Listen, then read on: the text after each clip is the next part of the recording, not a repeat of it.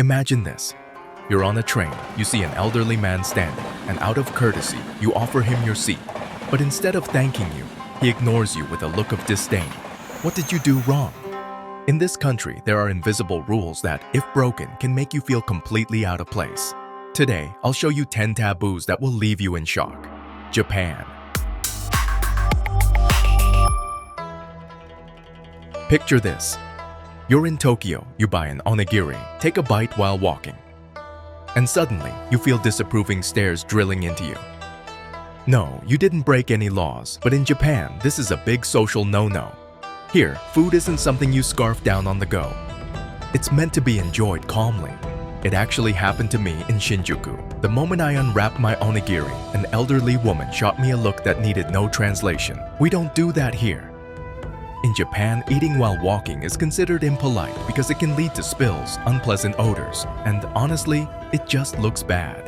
That's why most people prefer to sit on a bench or use the designated eating areas in convenience stores. Of course, there are exceptions. At festivals or street markets, it's more acceptable, but in general, if you don't want to draw attention, find a quiet spot to enjoy your meal. Is this normal in your country, or would you get weird looks too? Let me know in the comments. You're on a train.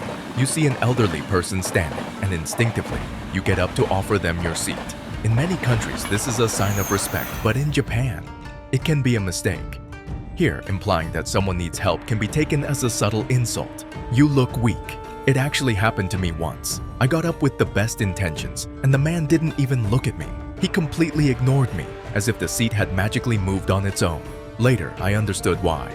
In Japanese culture, equality and self-sufficiency are deeply rooted values, especially among older generations. For them, accepting the seat could feel like admitting they're no longer independent. So, what should you do if you really want to give up your seat? Here's the trick. Instead of offering it directly, just stand up as if you're about to get off and leave the seat open. No words, no exaggerated gestures. If the person wants to sit, they will on their own terms without feeling pressured or embarrassed. Now tell me, have you ever tried to be polite in another country only for it to backfire? Let me know in the comments. Did you know that 92% of tourists make this mistake within their first week in Japan? In many countries, tipping is almost mandatory. It doesn't matter if your coffee was burnt or if the waiter ignored you for half an hour. You're still expected to leave something. But in Japan, this can cause more awkwardness than gratitude. Here, the service is so impeccable that tips aren't needed. In fact, if you leave extra money, chances are the waiter will chase after you to return it, thinking you forgot your change. In Japanese culture, providing excellent service isn't something that needs to be rewarded with money. It's simply part of their professionalism and pride in doing a job well. So tell me, which do you prefer? Flawless service with no tipping or a system where you can reward based on quality? Japan is a country where discretion is key. There are things everyone knows about, but no one talks about, especially after dark. Japan's nightlife is a world of its own. Exclusive bars, hostess clubs, luxury companionship services, they exist.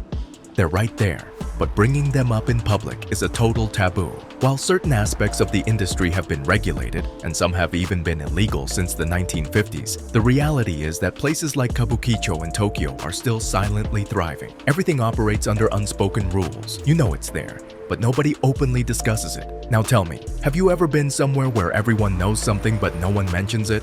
Let me know in the comments. Tattoos are a form of expression in many countries. Some people get them for style, others for personal meaning, and in most places, no one judges you for having them. But in Japan, the story is completely different. Here, tattoos still carry such a strong stigma that you might actually get banned from public places. For centuries, tattoos were used to mark criminals, and over time, the Yakuza, Japan's infamous mafia, adopted them as their signature. Even though many tattooed people today have zero connection to crime, the association runs so deep that having visible ink can close a lot of doors. For example, if you try to enter an onsen, hot spring, a gym, or even some hotels, you might be denied entry. Many places have clear signs banning tattoos, and while some rules have been relaxed for tourists, the stigma is still very real. Imagine paying hundreds of dollars for a luxury hotel in Kyoto, putting on your best swimsuit, heading to the pool, only to be stopped because of a tiny ankle tattoo that actually happened to a tourist who ended up enjoying her 5-star experience with a bandage over her foot, like she had just survived a vicious attack from a squirrel with shark-like ambitions. Now tell me, have you ever been stared at or discriminated against for your tattoos in another country? Let me know in the comments. Eating with chopsticks seems easy until you realize that one wrong move can make you the villain at the table. In Japan, there are 2 major mistakes you must avoid if you don't want to get horrified stares. The first mistake, sticking your chopsticks into a bowl of rice. To most of us, this might seem harmless, but in Japan, this is directly associated with funeral rituals, where rice is offered to the dead with chopsticks standing upright. Doing this at the table is like inviting bad luck or wishing the worst upon your meal and everyone around you. The second mistake is even worse, passing food from one pair of chopsticks to another. This mimics a funeral custom where the cremated bones of a deceased person are passed between family members using chopsticks. So, if you're going to use chopsticks in Japan, remember these 2 basic rules. Now tell me, have you ever made a cultural mistake with food without realizing it? If you're the type who greets people with a hug or a friendly pat on the back, get ready for some serious culture shock in Japan. Here, personal space is sacred, and unsolicited physical contact might make people look at you like you just landed from another planet. In many cultures, a hug is a sign of trust, closeness, or affection. But in Japan, this kind of contact is usually reserved for extremely close relationships, like family or romantic partners. Even among friends, the most common greeting is a slight nod or a bow, depending on the level of respect.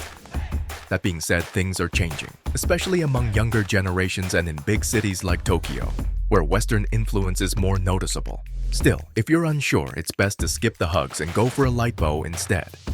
It's a simple way to avoid awkward moments and show respect for the culture. Now tell me, could you live without physical contact in your daily life? Drop your thoughts in the comments. Imagine this. You hop on a train in Japan, take a seat, pull out your phone, and answer a call with a simple hello. Anywhere else, no one would even notice. But here, you suddenly feel a chill down your spine. Not because you said anything wrong, but because within seconds, dozens of silent stares are fixed on you, as if you just broke the sacred code of public transportation. In Japan, silence on trains and buses is no coincidence. It's an unspoken rule. People avoid talking loudly, and even less so, answering phone calls.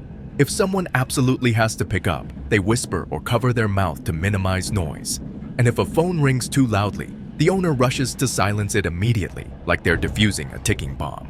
Unnecessary noise on public transport is almost unforgivable. Now, compare that to a bus in Latin America, music blasting, lively conversations, and someone sharing their entire life story on speakerphone. 2 completely different worlds. So tell me, could you get used to a train in complete silence?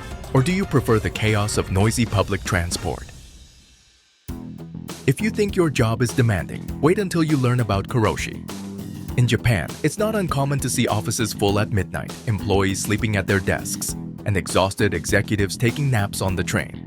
Here, overworking isn't just common. In many cases, it's expected.